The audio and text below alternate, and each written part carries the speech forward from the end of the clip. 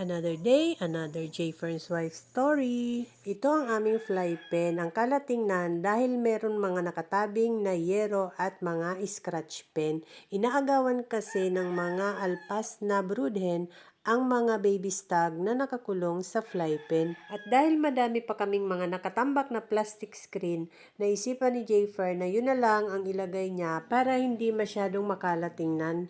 Gumupit lang si J. ng mga screen na kayang matakpan ang patukaan ng aming mga stag. At yung makulit na broodhen ay nakipaglaban na nga sa baby stag. Ganyan lagi ang nangyayari kaya tinatakpan lagi namin ng mga yero ang fly pen. Yung 3 pinto sa unahan ay nalagyan na ni J. ng screen. At yan, nagpatuka na nga ako. Inaangat lang yung screen at ilalagay yung patuka. Cable tie ulit ang ginamit ni J. para ikabit siya dun sa steel matting.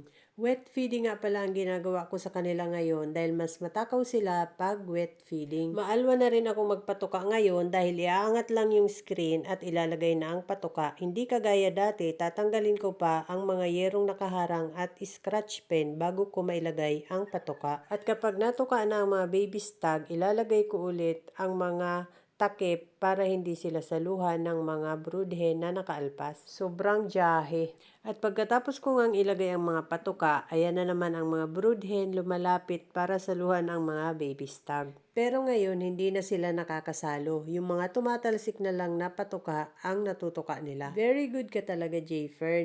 Yung mga broodhen ngayon, ayan, paali-aligid lang sa mga nanunukang baby stag.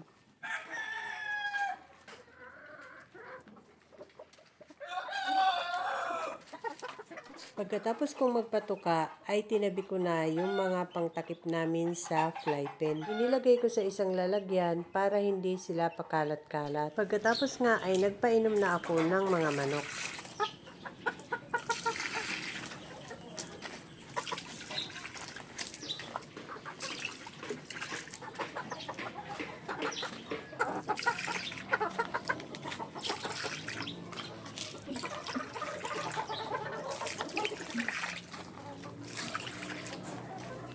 Nagpapakitang gilas ang aming mga baby stag, nagtila o ka na, mga binata na talaga.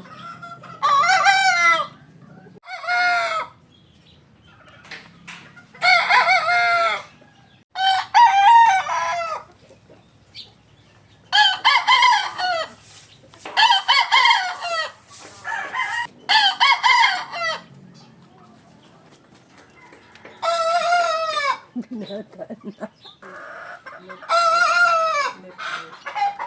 Maya-maya yan, kailangan nang ayusin yung mga harang.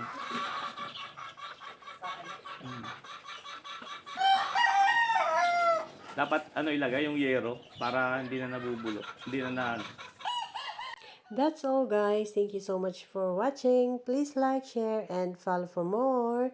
See you in my next video. Bye!